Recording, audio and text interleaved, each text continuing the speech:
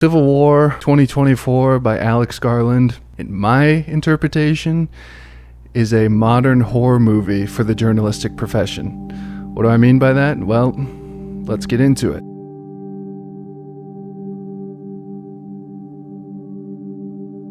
I went into this movie sort of avoiding it, right? We're in 2026 now. It was released in 2024, but considering where the world is nowadays, we're in a war, we're not in a war, it's a not war, we've won the war, we haven't won the war, the strait is open. We're in a war, but we're not overseas. Sooner or later, the war is definitely going to come home. Don't quote me on it, but I'm a 21st century man. We all kind of know it's true, right? So, Civil War, hey, American Civil War, what's it look like? What's Alex Garland's interpretation of Civil War? His interpretation of the war is multifaceted, of course, but we really don't get to see that much of the war itself. Of course, the ending sequence is involving Western forces storming the Capitol, things like that, and that's cool, but it takes 35 minutes to start seeing the front lines, which was one of the reasons that I was so bothered about this movie for the first 25 to 30 minutes. I don't know if you guys had the same interpretation or the same viewing experience, but for the first 30 minutes, I was very annoyed.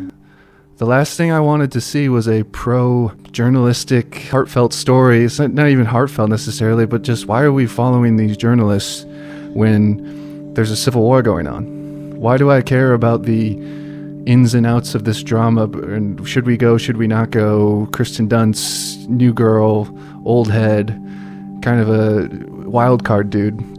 Not to say that the chemistry and the acting weren't good. I thought it was well set up and interesting, but I didn't want it to be that. I was like, get me to the front line. I want to get me the general's perspective. Get me a soldier's perspective. Get me somebody in the countryside trying to survive. Get me their perspective. Don't get me the perspective of like, this is raw, important journalism. We're in the middle of a civil war. Journalism is important, debatable, especially nowadays, especially institutional journalism, which kind of just loses its moxie every single second of every single day. But I didn't want, like, there's movies out there like Spotlight and The Post, and it's all fine and well, you know, Watergate, I think was one of them, and then the church scandal, right? But fast forward to today, those stories are out, but does really anything change? Is the Jeffrey Epstein list out, but nothing really changes? I want to see what the Civil War is. I want to see what Alex Garland's interpretation of the Civil War. This is the guy who directed Ex Machina, one of the most brilliant films I've ever seen. Annihilation, not my favorite. I need to rewatch it. I know people really enjoy it, but I mean, I think it won awards. So I want to see Alex Garland's interpretation of Civil War. And thank God I kept watching, because after the 30-minute mark, we slowly started to grasp the social commentary of the journalistic profession, by my estimation. This is the first scene that we see violence, and I guess this is the first time that our naive journalist, Kaylee Spady, plays the wide-eyed, naive, by the way, one of the most beautiful women I think I've ever seen, right? Like, can we... I'm a 21st century man. I'm going to be dialing up some more of those movies that she's starring in, because my goodness. Well, Garland delivers by showing the front lines, and it's a brutal fighting scene between the Western forces making an advance in trying to take over a building, and a soldier is pinned down behind a pillar, and there's fire going back and forth, and then for some reason there's 3 journalists there. Why are they there? Because they want to get a story. Again, why are you here? This is a civil war. And you can argue, right, that it's important that these people show these images to the public, and that can be argued, and that's the point of war reporting. That's the point of war reporting that's going on overseas. Some of those war reporters have some of the biggest balls on the face of the planet. I don't know why you want to do that job. It's a moral dilemma on the first place, but if I was a soldier getting shot at and there's these people clicking cameras around me, I'm pretty bothered. And it'd be interesting to know if there's any soldiers out there, what their interpretation of seeing a war reporter next to them is. Because the job that you were asked to do, the job that these men are asked to do, right? Which this scene ends with them machine gunning the prisoners, right? They took over the house, mission accomplished, no survivors. It's a civil war. What are you going to do with those survivors? You're going to bring them along with you? That's a troop formation of a couple. I don't know, there's probably 15 or 20 of them. One ended up dying. There could have been more. But you're going to tag along 5 other people? You can't. So you see the violence. And this is where we start to understand, Kristen Dunst plays it well throughout the entire movie, but even here at the beginning, she's the stand-away person. Like, this sucks. I don't want to be here, really. And the rest of you in my journalistic gang, especially the naive Kaylee, and then the gentleman, I don't know his name off the top of my head, they look like they want to be there, but as Kristen Dunst keeps on saying throughout the movie, every time I survived the war zone, I thought I was sending a warning home. Don't do this. But here we are. Isn't this a little bit above our pay grade? Shouldn't we be anywhere else besides the front lines of a civil war? Which then leads me to my favorite, by far. I laughed out loud during this scene, and I don't know if that probably says some bad things about me as a 21st century man, but the sniper scene. It's great to be watching a movie and to watch the contradictions going on in your head be resolved, right? And I think this sniper scene completely makes clear what Garland's trying to say. It's what the sniper says to Wagner Moura's character. Oh, so you're retarded. Can't you see? What's so hard for you to grasp that's going on? You think I'm getting orders from anybody? There's a guy over there. He's shooting at me with a high-powered rifle. He's shooting at you. He shot my friend. You ran him over with your car. He was already dead though, so it's fine. I'm completely over it. But one little problem, I can't move further that way until I get out of the car and I shoot him. So what are you doing here? I see that it says press on the side of your car. Congratulations. Again, what are you doing here? How are you helping? Thanks for shooting photos. Thanks for coming by. And as the violence ends up playing out, we look at Kirsten Dunst's character, which is one of the most evocative shots throughout the entire movie, sequences, I suppose. First, you get Kaylee Spady taking photos, getting a still shot.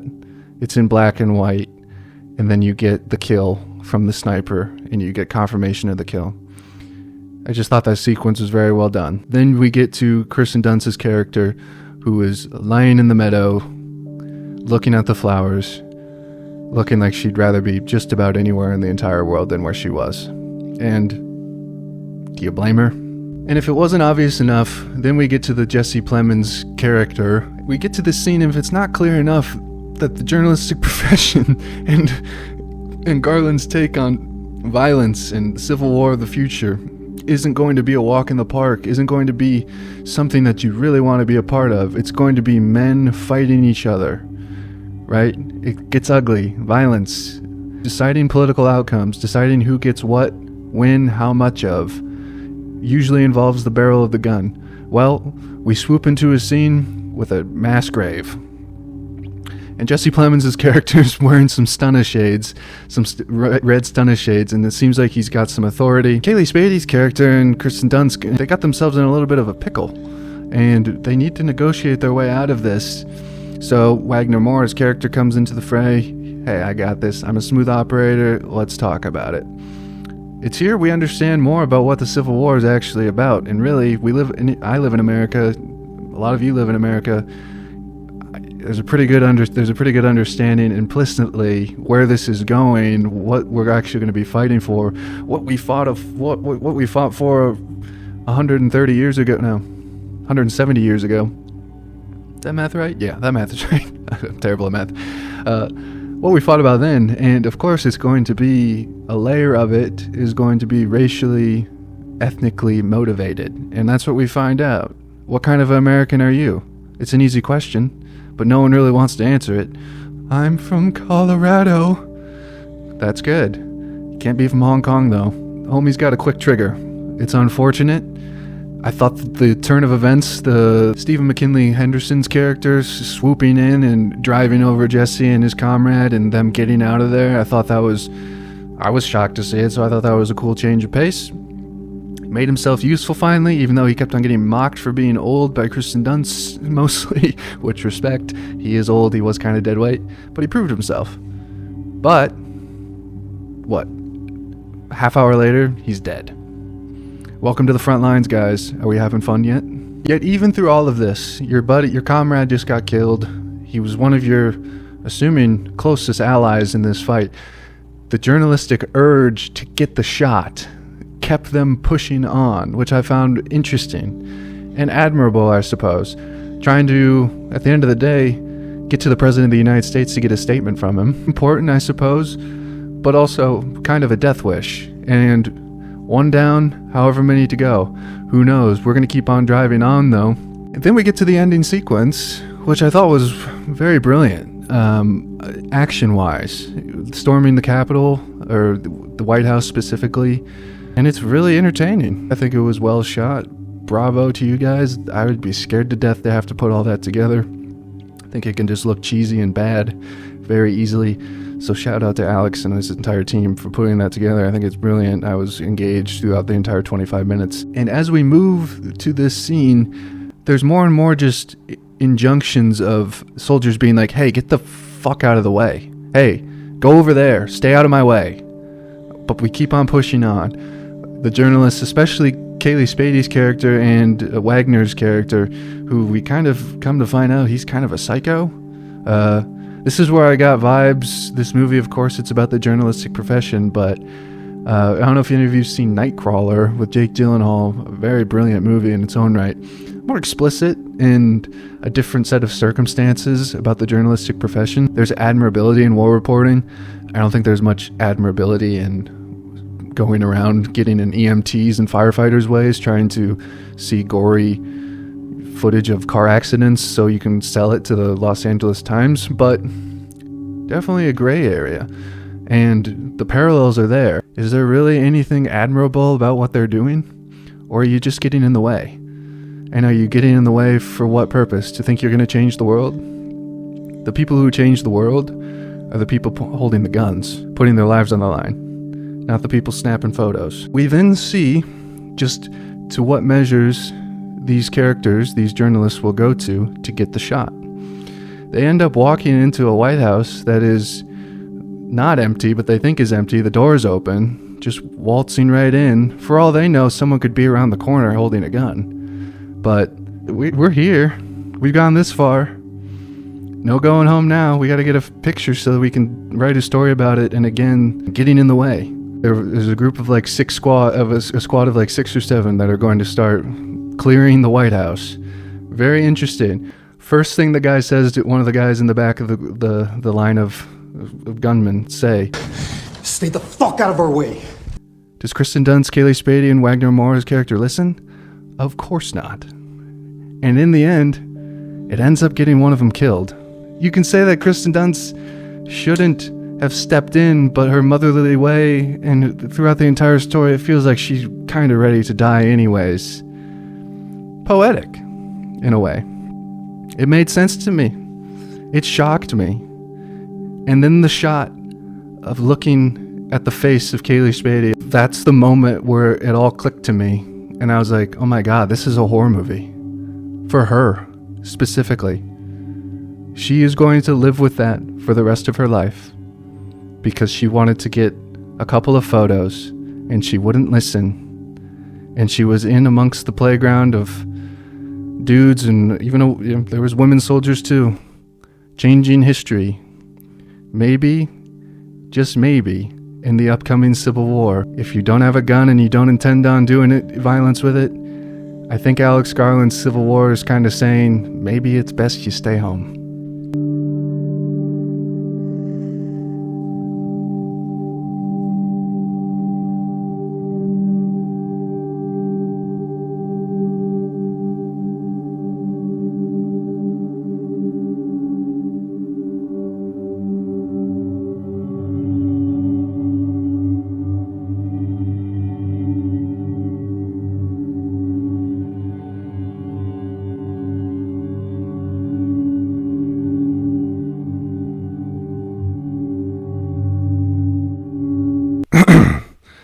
I'm talking to you, kick streamers.